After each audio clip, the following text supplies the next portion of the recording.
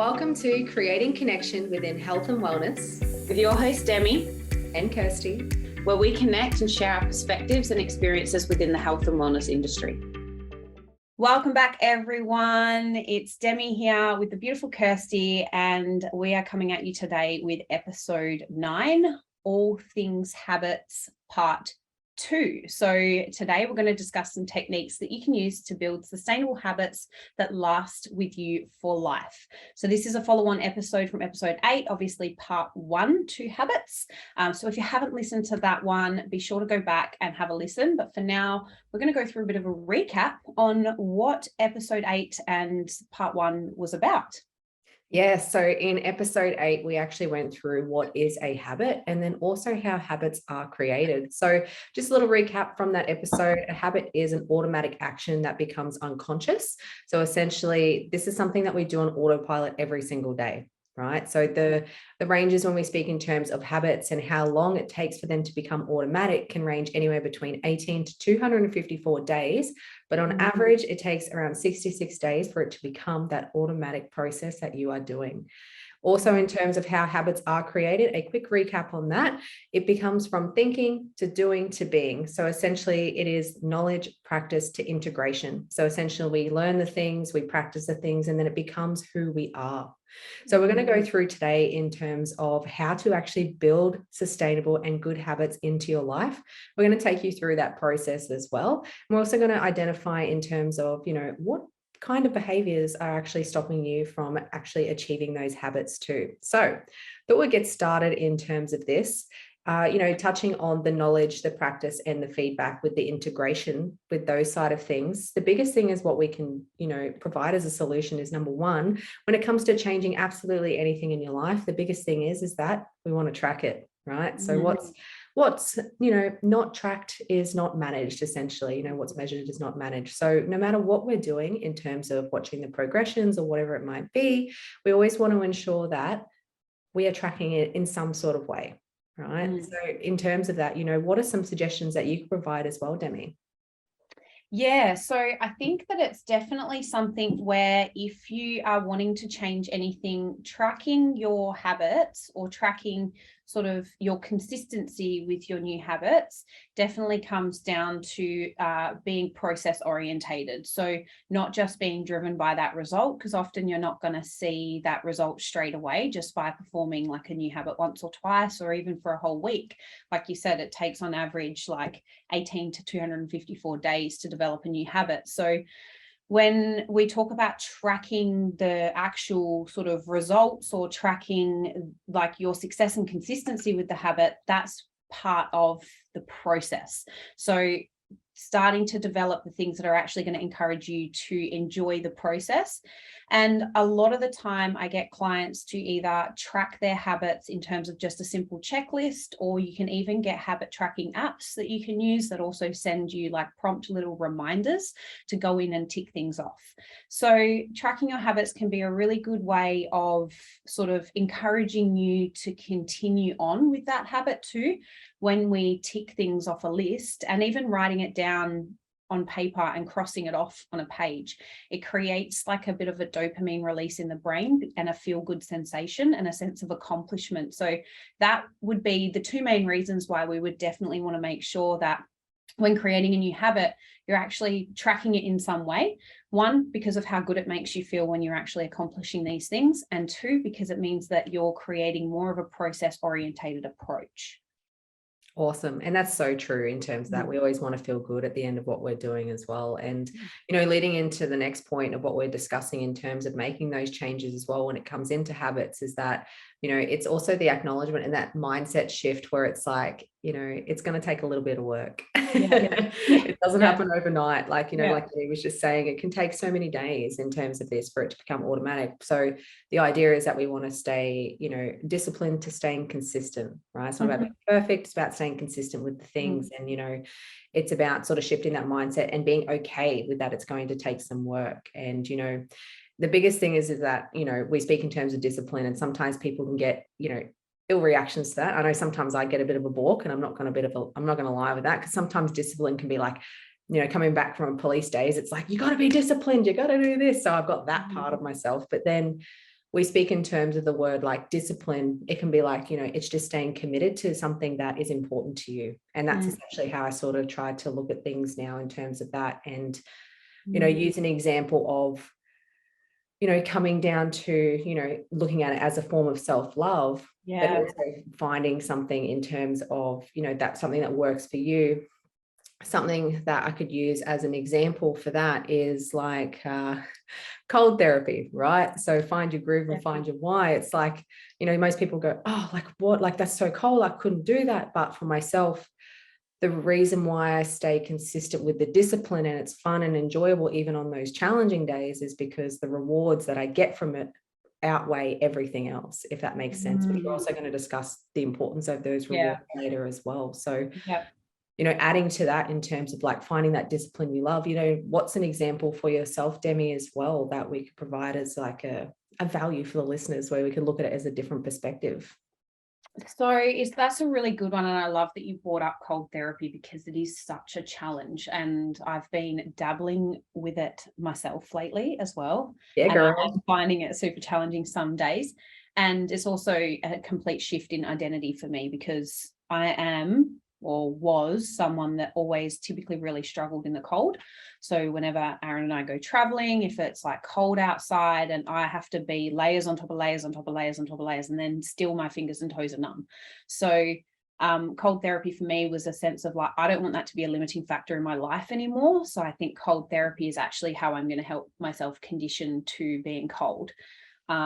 And so far I'm doing 3 minutes in my pool, which is at 12 degrees in the morning, and not every morning. Some mornings I'm like, oh, no, can't do it today, but exactly the same. I've fallen in love with how I feel after I do it. Like I can go from waking up in the morning, doing my journaling, doing my meditation, feeling good, then going and doing my cold therapy, and all of a sudden I'm out of the pool. I'm like, music's on in the house. I'm like dancing around, making myself morning coffee. And it's just like the endorphins are so real. So it's falling in love with something, like creating a discipline around something that you're going to end up loving. That's a really important thing, even if you don't actually love doing the act itself. And another example that I would use as well is sticking to my macros. Right? I'm not perfect at it all the time, but sticking to your macros and being really disciplined with your nutrition. One, it's challenging because it's a 23-hour of the day job outside of the 1 hour you might spend in the gym. And two, I just nearly lost my train of thought there. Yeah, so it can typically be seen as something that's like really rigid and not very flexible, and you're not allowing yourself lifestyle balance. And that's what that comes from contest prep from me. Like hustle doesn't matter if you're having a stressful day, nothing matters except sticking to your macros.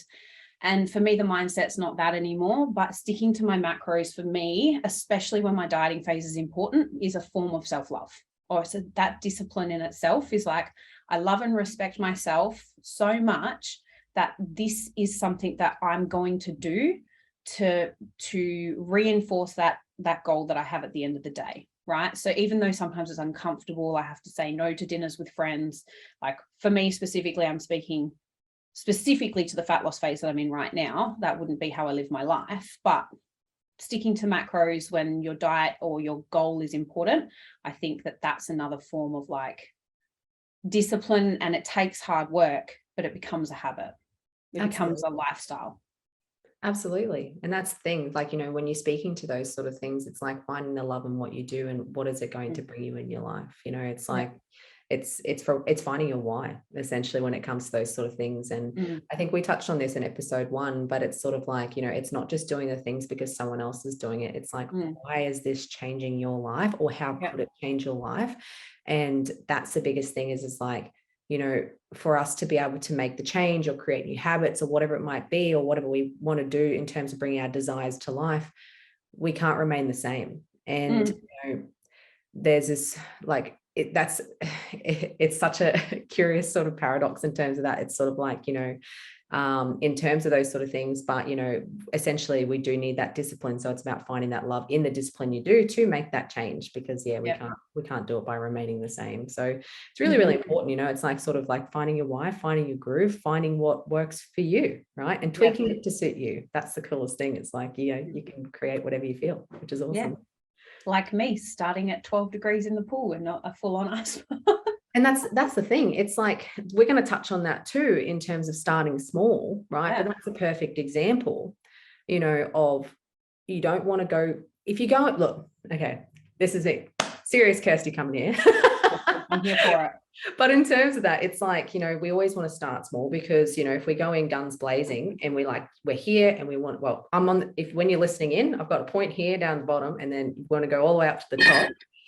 In terms of that, we can't expect to go from here to here without doing that groundwork to get there. And, the biggest thing is like, when we speak in terms of how we want to build an adaptation in terms of these sort of things, especially when it comes to building habits or whatever it might be, we got to look at things, and no matter what we do, must always start small. We want acute stresses, not prolonged stresses. And the reason is, in this fact, is that because, when we have a physiological, psychological response, a chemical reaction within our body, if we go too hard, too quick, the environment's not there for us to be able to adapt. So, you're speaking in terms of like the cold therapy there. You're like, I'm only starting at 3 degrees. Oh, no, sorry.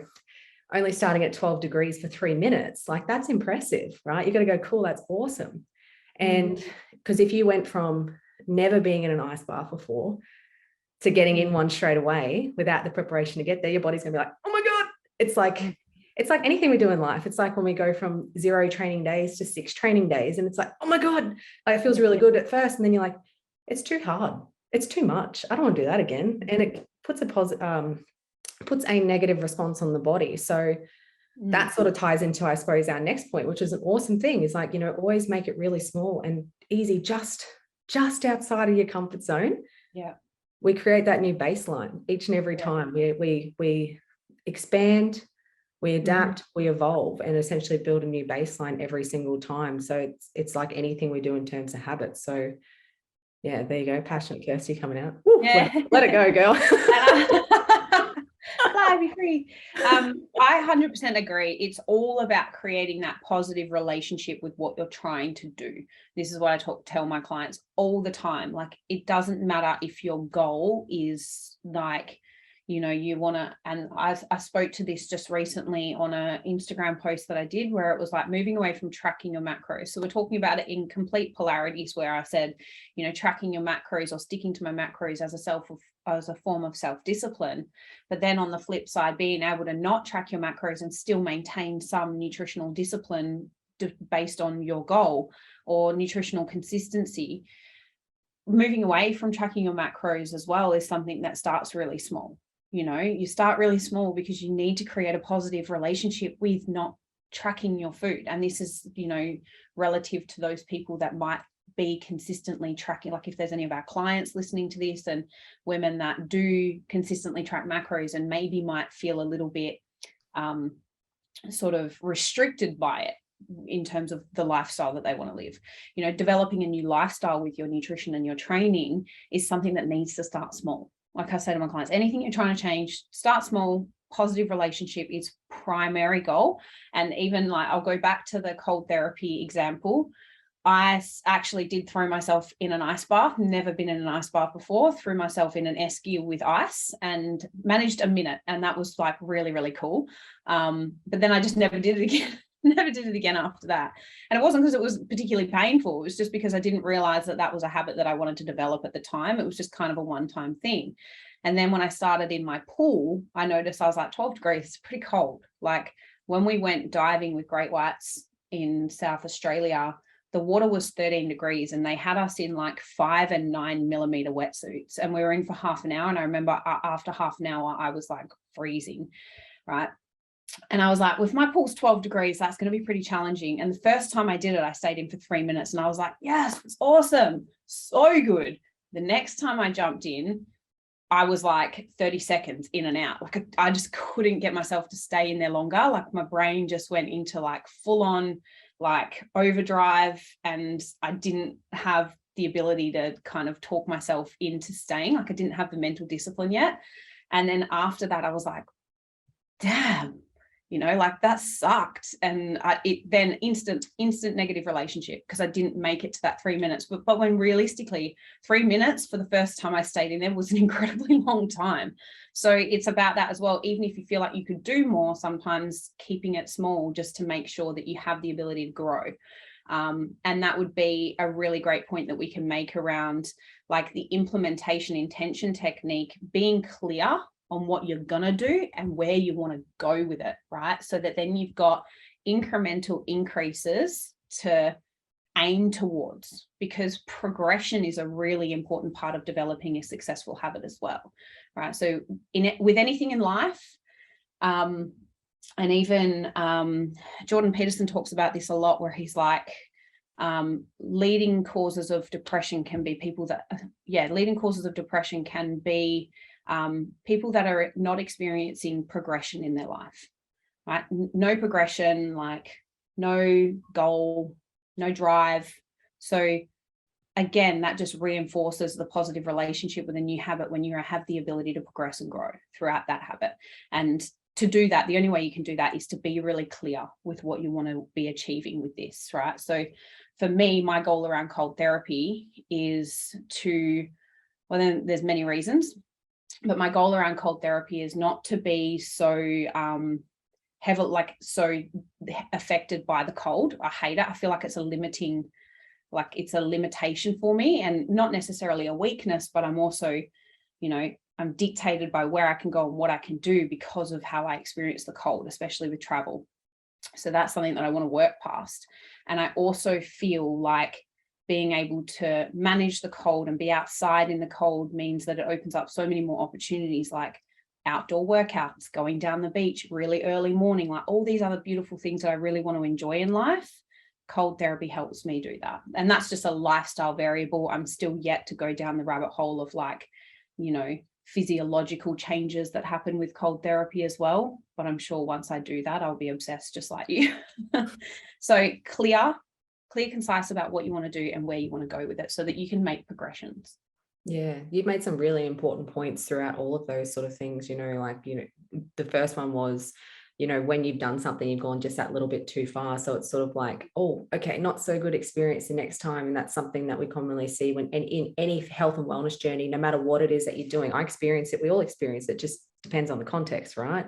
Which is super important. So that's honestly an incredible example where it's sort of like, if you feel a lot of resistance going back to it, first of all, is it like, did you go too hard, too quick straight away? Or is it aligned with who you want to be? And, a couple of those things come back to that. But the second thing is like what you're speaking about, like being super, super clear. And like, that's something of importance, even speaking to like that sort of depression and anxiety sort of things. When we feel like we're not going anywhere, like how shit does it feel? Right. And that's usually because I personally feel that we're conditioned throughout our life to want more and more and more and more, and not actually appreciate the steps to sort of get there. And it's like, I remember even back when I first learned how to goal set, I don't know, in primary school or high school, whatever it was, I got your smart goals. Woo! Anyways, look, yeah, smart goals. Look, they were, I don't know. I don't think they ever told us how to be actually realistic in terms of those things, but I agree. That's a whole nother podcast. A whole nother podcast. We'll teach you how to set some goals in that aspect. But in terms of that, speaking to those sort of things, like even in health and wellness, unrealistic expectations constantly around us all the time, even just won't go down the rabbit hole of fad diets, but, lose 10 kilos in 10 days and, lose like 5 kilos drinking this tea and all this sort of jazz, where we want to be here, and we sort of conditioned to sort of experience that. So when we're not reaching those goals, we feel like that disappointment and whatnot too. So the satisfaction. Yeah. So it's like, as some value to provide back to you listening into this is that, something that we always want to focus on is focusing on the little steps to get there. We have to also, which we'll speak about the rewards at the end and how that sort of works and that feedback loop. But we always want to ensure that, we're rewarding ourselves and appreciating ourselves for every single step that we take whether it's step forward or step backwards, because regardless, it's still pointing us in that direction of where we want to go. But if we only are so solely focused and hyper fixated on this end result, we're consistently going to be disappointed. And honestly, I don't know, life's so dull if you're consistently disappointed, when every day, you know, not every day is like, you know, amazing, but I'm like, cool, I'm still doing the things and I'm doing the things, maybe not at full capacity. And I'm like, you go, girl. Like, I'm like my biggest fan. You gotta be. Yeah, 100%. You have to be. You have 100%. To be. I agree with all of that. There's some such amazing points. I think it's also like one of the things that I wanted to circle back on was, you know, when we talk about again, I've just nearly lost it in my brain. When you're experiencing a lot of resistance with a new habit. Yeah. So what we would want to talk to with that is like, when you're experiencing a lot of resistance with a habit, where did you start with this habit? So classic example is people going too hard, too fast in the gym. Where did you start with this habit? And then also, you know, what are the actual things that are getting in the way of you developing this habit? Or, you know, why is it that you're experiencing? You kind of, and that's another reason why it's so important to track these things and track how you're feeling about this habit, you know, developing a journaling practice as well. Like that's essentially, we'll get to habit stacking later, but a new habit, then reflecting on it, right? That's another habit stack to journaling. Okay. Because when you start to actually identify what's getting in the way, why are you feeling resistance? Is it fear? Is it self-doubt? Is it that you're not sure where to start? Like, what roadblocks are you experiencing? Because it might be that you didn't start too hard, too fast, and there's just a couple of things that are actually in your way. And we actually spoke a little bit about, you know, in part 1, we spoke a bit about, you know, what gets in the way of habits, and habits, how to unlearn some habits that aren't in alignment with the person that you want to be, and getting a clear understanding of who that person is, right? So that they're the things that we need to start identifying. And like, often one of the biggest things is like, are you spending too much time on your phone? Right? Is that something that's creating a negative relationship with, you know, your ability to get up and go for a walk in the morning? Like, do you look at your phone first thing and then all of a sudden you're down a scroll hole? So lots of things around why they even happen. Like, why do you pick up your phone first thing in the morning? You know, is it because you have a need for validation? Is it that dopamine hit that you're trying to get from, you know, opening up Instagram and seeing if you have any notifications? Like, what are the things that are driving these behaviors, and how can we reshape them to be more positively influencing your life and helping you make those progressions, right?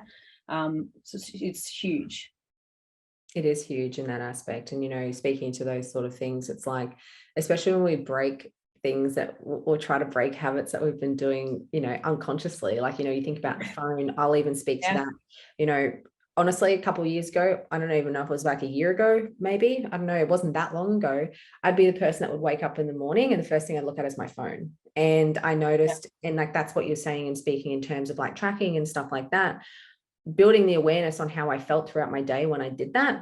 And I'm like, okay, I need to change this. And, you know, within that, just changing one course of the action changed my whole day. But I'm not going to lie, my body, my whole soul and being fought back. It was like, look at the phone. And I'm like, no.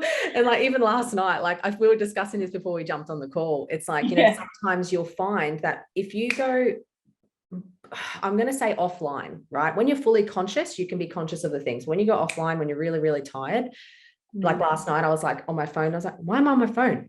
Get away. I was like, get it, I was like, don't. I was like, go to bed, Kirsty, go to bed now. And not really like that. It was a bit more like, go to bed, darling, go on. But you know, it was like, you know, you need to, but it's essentially like those sort of things you got to, when we speak about these sort of things, like that's a hindrance to sort of me being that person I want to be. But you've got to have that consciousness, that awareness to stop yourself. And like, even now I practice consciously all the time to have my phone away from me.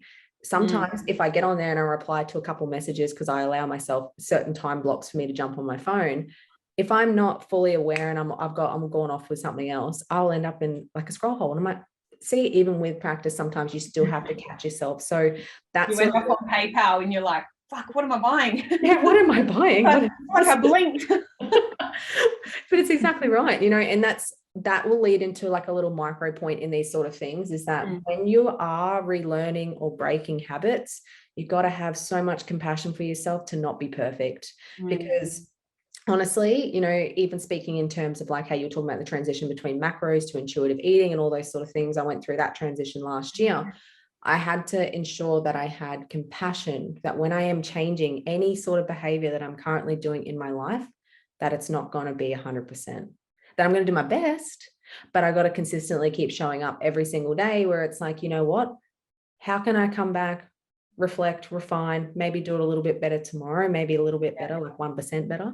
And that's essentially, you must always, no matter what you're changing in terms of habits, any sort of behavior, whether you're unlearning or relearning or whatever it might be, have some love for yourself that you're not going to get it right straight away. And when you have that, like that mindset, that acceptance to go, cool, I don't have to be perfect, kind of takes like the load off. And it's like, cool, I'm doing the things, but it doesn't have to be perfect. Yeah, I agree. And I spoke recently with my coach about this.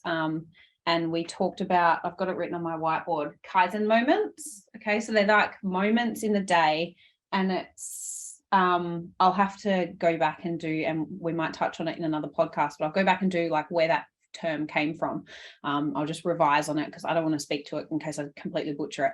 But Kaizen moments is when you refer to your moment in a day that you did something that just helps better you for the next day, right? So what did you do today? Or even like if you're reflecting on the previous day, what did you do yesterday that helped you get one step closer to being a better person tomorrow, right? And this is a really good way of reflecting on, even when things aren't perfect or you're not going to get things 100%, you still made an effort somewhere in your day. It's your Kaizen moment that helps you progress to be a better person. And that might be something that you did better today than you did yesterday, or something that you did that just essentially builds you up to be better for tomorrow, right? So super important to just even be able to reflect on these things. And that's why, again, coming back to journaling, it's like a really good way of tracking and giving yourself that sort of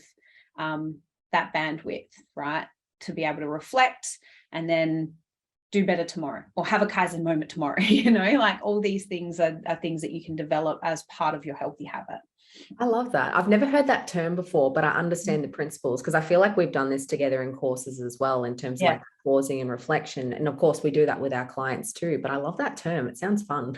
Kaizen is actually, to be fair, I probably have to go look at the spelling. Kaizen, Kaizen moments. Kaizen moment. I love that. Well, you got to have them. You got to have them no matter what. Like even right now, I'm just going to put it out there for the listeners that are listening into this. You could count this, listening to this, as a Kaizen moment, because it is helping you evolve in the ways that you desire. So kudos to you. We're giving you a round of applause for being here. Thank you so much. There you go. Your love. But that's an example of how you could honestly just go, hey, you know what? I did something today that I didn't know, or I listened to something today I didn't know, or today I took an action that I never thought I could. And it's like, it may not have gotten me to where I want to be, but I'm one step closer than I was yesterday. Yeah. And again, it's a positive reinforcement. So you're positively making positive associations within your neural network. So your brain's going, okay, that's a positive, rather than going, okay, that's a negative. Like the more positive things you can reflect on, the happier you're going to be, regardless of where you're at in the process. So it's a really important thing to remember, always creating a positive relationship with the things that you're trying to do. But that brings us to some practical tips. Like we wrote down some actual practical tips because we wanted to go through habit stacking and also making a new habit attractive to you, right? It has to be something that is attractive to you in one way or another. And we've just gone through a whole wide variety of ways that you can help develop that attractiveness around a habit. So habit stacking, essentially doing things that you need to do with something that you want to do, and also making it a little bit more convenient for you to actually achieve or capitalize on this habit. So my first example is going to be, if you need to develop the habit of taking vitamins, or you're constantly forgetting to take your vitamins, like, some fish oil or some vitamin C or whatever it is that you need or like even a greens powder or something like that. Okay, so ideally, if you can stack that with something that you already do every single day as an automatic action, then you're going to be more likely to capitalize on it more frequently. So an example here that I have is, if you need to take your vitamins, put your vitamins next to your toothbrush. Okay, the act of brushing your teeth will prompt you to actually take your vitamins, because every time you go to brush your teeth, your vitamin bottle's going to be sitting right there. You go, oh, boom, vitamin C. I'm meant to take that. Boom, easy. As I'm don't take it with your toothpaste. That's probably not a smart move. It might be a bit gross. But after you brush your teeth, wash your mouth out, have a sip of water, bang, done. That's an easy way to habit stack. And those vitamins, or even your medication, if you keep forgetting to take it. I just had a little laugh in my head about forgetting to take medication. Like, hopefully that's not a detriment to your health, but yeah. So that's my first example. Is there anything you want to sort of go on with, Kirsty? With that, no, that's 100%. You know, we speak in terms of the habit stacking. You know, we want to make it something that, you know, like, you're already doing the things, right? And do it with something that you need to do, something that you want to do. And, you know, like, a perfect example is, well, not perfect, but like an example that I use for myself in terms of those sort of things is, you know, I love to, when I feel resistance to maybe doing some study or something like that, or I feel resistance to doing some movement, I'll stack it together. So I do like self-development with some sort of movement. And now they're both in my eyes a want and a need. So they're both like all positive in that aspect, but sometimes it's sort of like, I need to pair it together, sort of things like that. So it's sort of like, you know, whenever you sort of do want to add in any sort of habit to your life, you know, even, you know, like, for example, coffee. God, most people, the first thing they drink in the morning is a cup of coffee. And it's like, you know, doing things that you need to do, something you want to do. The need is, you got to drink some water, girl, but you want to have your coffee. So have your water before your coffee, and that there is a stacking thing. So you get the best of both worlds. You're hydrated and you get your cup of coffee. So it's like, those sort of things. It's good. Yeah. And noticing the difference between when you have a cup of coffee in the morning without water versus having a big glass of water first and then having a coffee after. I notice, for me personally, my energy levels are way more sustained throughout the morning if I have water first then coffee, or water, food, then coffee, rather than coffee straight up. Like, if I have coffee straight up, I feel dehydrated by 8 a.m. and I'm like, energy levels are going down. So and then I'm obviously looking towards like highly palatable, energy dense foods to try and pick my energy levels back up. It's and I know it's like a cycle. But these things, hopefully that just explains a little bit to those of you that might be listening that are like, oh, no wonder I feel like crap at 9 a.m. when I've had only coffee in the morning. So yeah, and then speaking to drinking more water as a habit in general, this is a thing that I get my clients to do.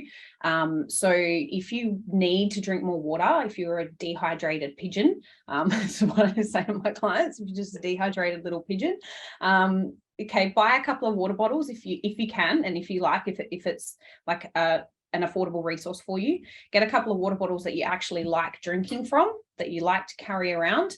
And I tell my clients to have one at home, ideally like next to the bed or somewhere that you're going to, you know, wake up in the morning, it's the first thing you're going to see.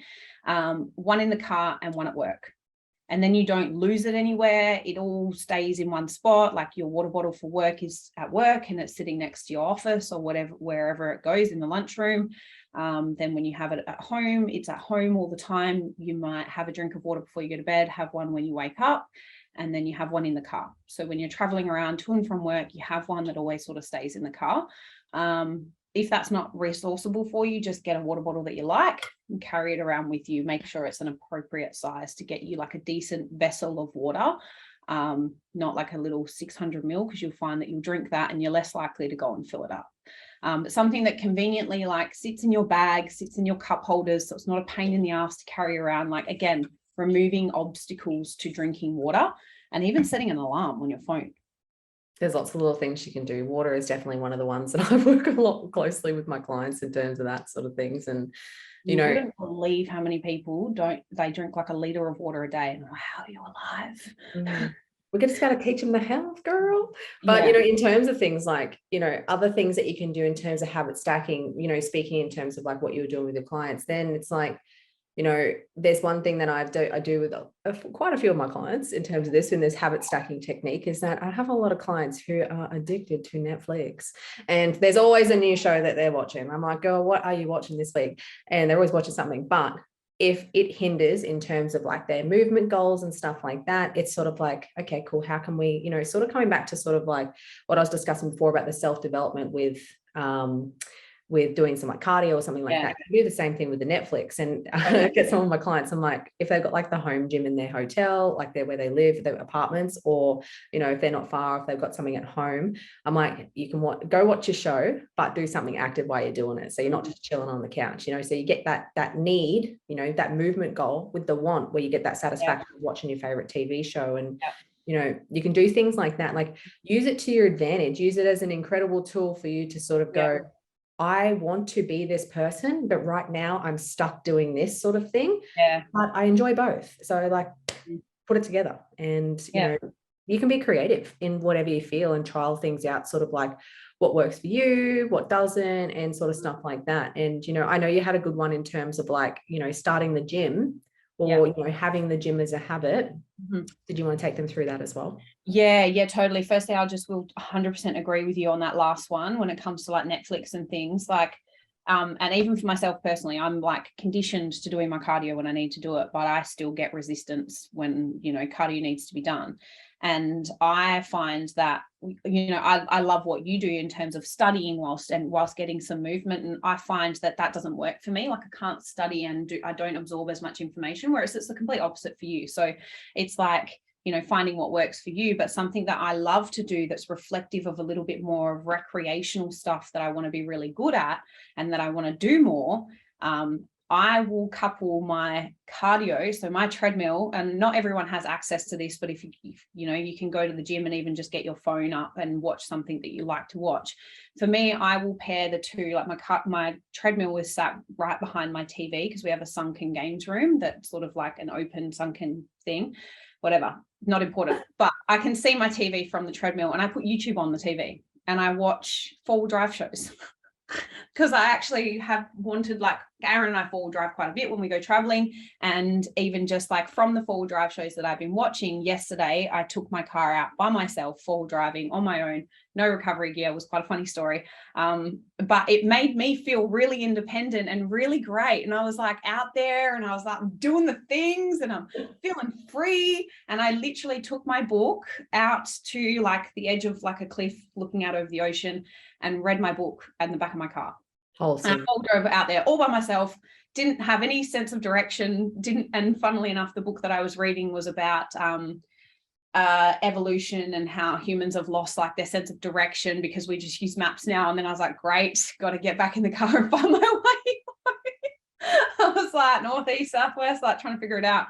But it's a little slight digression, but because I paired my cardio with watching YouTube, and usually I'd be like, oh, I should watch something more productive. I should be studying. I should be doing this. I should be doing that. And instead I was just watching like 4-wheel drive shows and like camping shows and stuff like that, things that I really love to do for fun. I've ended up actually going and doing something that I love to do for fun outside of just watching people do it on YouTube. So that was like a really successful thing for me, even though it wasn't necessarily productive in the sense of my business or my, it was productive because I got my cardio in. But yesterday I took some time. I was out there for like 3 hours by myself. So great value to my life. I'm going to contest that. I'm going to say it is productive because when you do things that make your soul happy, it makes you show up in a better way. Yeah, that's true. Yes, that is actually, I stand corrected. It added great value to my life. But the other tip for getting your gym stuff done outside of watching YouTube would be to essentially, if you need to develop a gym habit, removing the obstacles, potentially sleeping, like going to bed and having your gym gear like kind of set up, ready to go, have like your pre-workout meal kind of ready to go if you're going to have one, make it really easy to do as well. In terms of the pre-workout meal that you're going to have, especially if you're not used to having one as well, make it like some liquid carbs or just like a muesli bar or something like that. But setting your clothes out the night before. And also a really, really huge one is putting your phone on charge somewhere where you can't see it and you can't reach it from your bed. So one, that helps with your nighttime routine, getting you a better sleep, but it also helps with the fact that when your alarm goes off first thing in the morning, you can't press snooze unless you physically get out of bed. So put your phone on charge next to your activewear. Then when you get out of bed to turn that damn alarm off, you're already there, you're staring at your activewear and you're like, great, I need to go to the gym, or I need to go and get out for a walk. You're essentially developing the first 2 minutes of the habit without even, and you know, the more times you do that, the more likely you are to actually get up and go to the gym, right? You might have some mornings where you're like, oh my God, I'm knackered, and you choose to go back to bed. And again, no one's perfect. I've done it many times before. Like I was just explaining to you before we got on this podcast, I slept in longer this morning than I'd normally would. So I haven't done my cardio yet, but I'll do it later in the day. But I still got up, went to the gym, came home, doing the things. Now we're recording this podcast. So they're my 2 tips for helping you develop a gym routine as well, and being more consistent with it. If you find that you're the type of person that's kind of always like pressing snooze and skipping the gym and not getting up and going for a walk in the morning, that sort of stuff, and they're habits that you want to develop, there's some great tips. And they have helped me in the past as well. When I was first developing my gym routine, and also in contest prep, working on cruise ships, I would have literally my clothes at the end of the bed and my phone on the other side of the room. I love that. I do that now too. Like I literally do that. My clothes are laid out there. They are perfect, tried and tested and proven if you do it, which is awesome. Yeah, I have it all. I have my gym bag ready to go. Like I've always packed my work clothes into my gym bag the night before. My clothes are laid out on my bedside, like on my chest of drawers. So that it's literally a case of get up, I do my morning routine, I get dressed, I have my breakfast, all that sort of stuff, and then I walk out the door. Everything, my towel, my shower gear, like I shower at work. I'm fortunate that I can do that. But yeah, still do those things. It's like, that is something that it has been invaluable. Even in contest prep, this is not a good example of what you need to do, but I even used to sleep in my activewear because I'd have to be up at 4 a.m. in contest prep to get my cardio done. So sometimes I'd sleep in my activewear. So I literally was just getting up, walking out the door, and before I knew it, before my eyes even opened properly, I'm on the treadmill walking. So that is dedication. That is dedication. Yeah. But if it works, it works, right? If you find, like, you know, even discussing in that, you know, if you're finding resistance to, even if you've laid everything out and you still find resistance, sleep in your clothes. So you've got no excuse. Now it's just and getting out the door. It's like those little things, like until we train ourselves and show ourselves of what we're capable of, it's going to be a lot of resistance at the start. And, you know, leading into the point that we sort of touched on before about the implementation intention technique, you know, we're speaking in terms of, you know, laying out clothes and doing all these things and starting these habits, but it all comes back to actually making that intention to actually get the things done. So, you know, coming back to something where it's like, oh yeah, I'm going to go to the gym this week. Like that's not really clear. That's not really concise. That's not really like setting that intention. It's like, you're kind of putting it out there. It's a bit airy fairy. You need to be like clear and concise, like what I was saying before. But in terms of that, it's like, instead of just saying, I'm going to the gym this week, it's like, on Mondays, Wednesdays, and Fridays, I'm going to the gym at Snap Fitness at 6 a.m. Or, you know, if we're setting out the clothes, it's like on a Sunday evening at 7 p.m. after dinner, I will lay out my clothes for the week so I can go to the gym this week on Monday, Tuesday, Wednesday. So understanding like that sort of pattern, of being intentional when you're going to do it, puts like a pathway in your brain. You know, we're speaking about neurological pathways. It's like, okay, cool, we've got this intention, we're going to do it, right? Put it out there, do it, like do those sort of things. Like if we just go, I'm going to go to the gym, or I'm going to eat healthy this week, it's like, when? So your brain hasn't made the connection yet of how it's actually going to happen.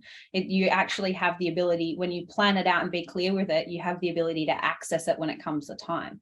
And I do this with my clients in the LNT program. In their very first week, I actually make them go and write out a document of like what they're actually doing for every hour of the day and where they're spending a lot of their time. And then I have them basically break those actions and behaviors and events down into things that align with their goals and things that don't align with their goals.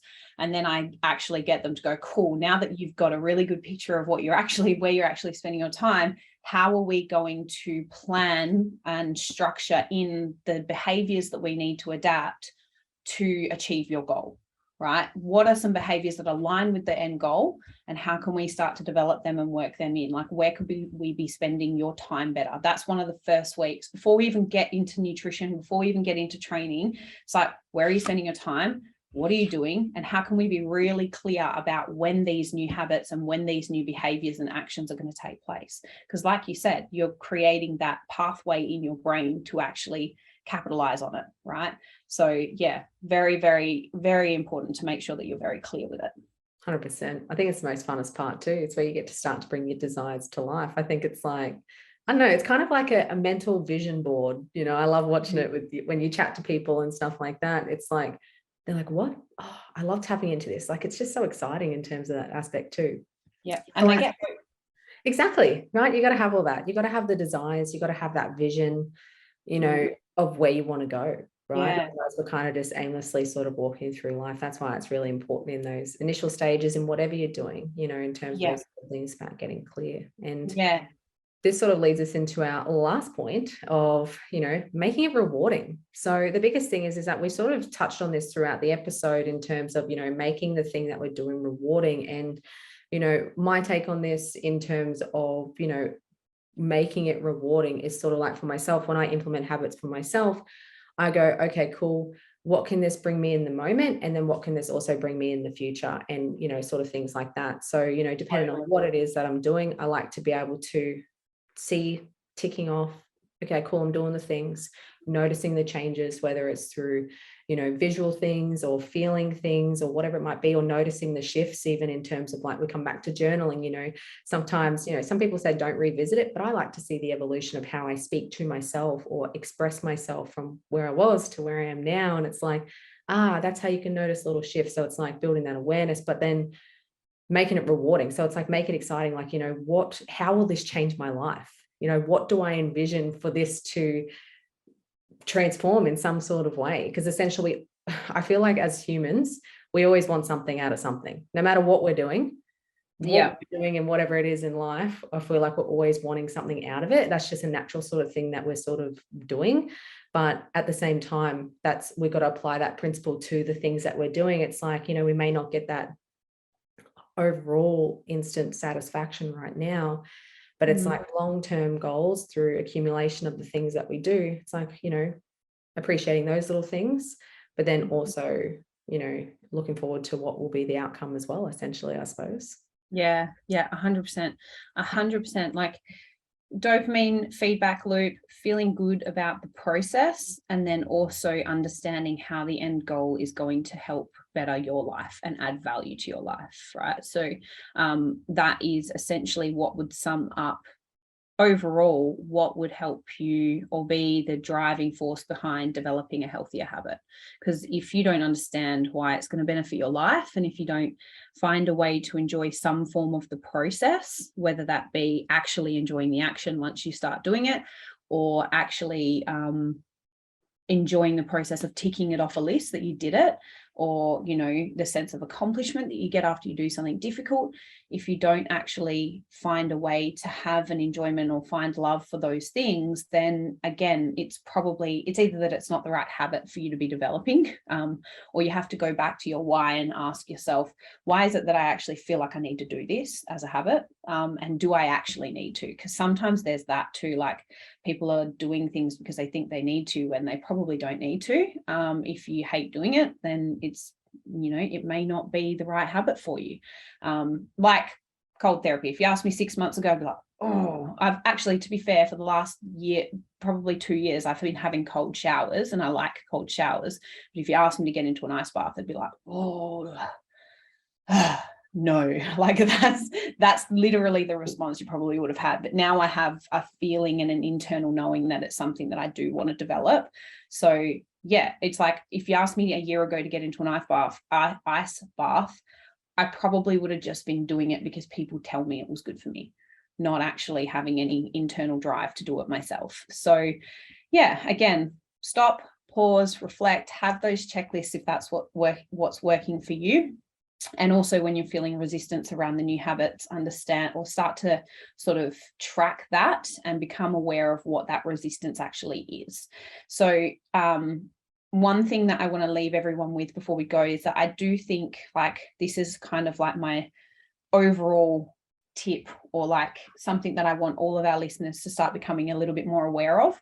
I personally believe that I do think everyone would benefit greatly in their life if they simply spent less time on their phone, right? And you do the same thing where you're like, you make a conscious effort to have your phone away from you. And I've turned pretty much all notifications off on my phone for any social media platforms. Even certain times of the day, there's only certain people that can actually call me, and there's only certain calls that will come through in case of emergency. So if people simply spent less time on their phones, often we don't develop habits properly because there's also something else that's filling the space where that new habit could go. So ask yourself, are you even creating space for a new habit? That's really important, right? Are you creating the space for you to actually develop a habit, or are you sitting on your phone? Are you watching the TV? Are you, going out and socializing with friends when you should be, Sunday afternoon doing your meal prep, that sort of stuff? Like, are you actually creating the space? If you don't create space, then there's not actually that opportunity for you to make a change. And that might be creating space mentally, emotionally, physically in your environment by taking some time to yourself. For me personally, it was yesterday, creating space. I went out driving in my car on a 4-wheel drive track by myself, went on a little adventure, and then I came back with all these beautiful like visions for my future and like all these things that I could do. And I was like, oh, I'm starting to get a really a clearer picture of the person that I want to be and who I want to become professionally and personally. And so for me, I was like, if I didn't really create that space and I just went about doing what I'd normally do on a Sunday, which is clean the house, do my meal prep, blah, blah, blah, all the things, I probably wouldn't have had that ability to see another aspect of where I want to go, right? So these are really important things, creating the space to be able to even do these stuff. 100%. Space is nice. Space is where the creativity comes. And, it's like, that is a really good point to leave on, simply in the fact that, a lot of us lead very busy lifestyles, but we always sometimes think that we're a little bit too busy to even create space for ourselves. But, like Demi was just saying, create a bit of space, you get a little bit more clearer on where you want to go in your life. And that's something of so much importance. So even if you want to start creating space, doesn't mean you have to take a whole day off. Like the principles we're saying through this whole episode, start small, give yourself like 1 minute, 5 minutes, whatever it might be. Yourself some space so you can create space, so you can create the life that you dream of too, because you need space to be able to develop the habits, right? So it's a full circle. Full circle. Well, I definitely think we went through so many golden nuggets in this episode. I'm so excited for this to bless everyone's ear holes again. Always. That's going to be a recurring phrase throughout our whole podcast series. But yes, I think that's where we'll probably finish it up today. Please, guys, if you're listening, let us know if this has been helpful and probably your one takeaway. Like if you could just have one like kind of pivotal takeaway from this episode, something that you feel like you can go and apply to your daily life, let us know what it is so that we can just so that we can know, basically. Yeah, we'd love to know. We're so curious, what resonates with you the most. Yeah, what resonates with you the most. But yeah, it's been lovely having you. Thank you so much for listening to Creating Connection in Health and Wellness with beautiful host Kirsty and myself, Demi. If you've liked this episode or are loving our podcast, please leave us a review, take a screenshot of the episode and share it to your socials and tag us. We will leave our IG handles in the description below. But if you're not currently on YouTube or Spotify, it's at Demi Rose Alloway for myself, and it's at Kirsty.Jones for the lovely Kirsty. Every reshare counts and we deeply appreciate it. We also just really love knowing that you guys are listening to our podcast. So even if that's just flicking us a DM and telling us that you enjoyed this podcast, just let us know. Yeah, fluff us up a bit. We love it. And you guys should start watching the YouTube channel too, because it is actually hilarious, some of the things that happen on screen. I might even do like a collage or compilation of funny moments on YouTube and post it to our Instagram, but that's for... I don't even know yet. They don't even know. Oh, awesome. Well, hope you have a beautiful day wherever you're listening into this, and we'll see you on the next episode. Ciao.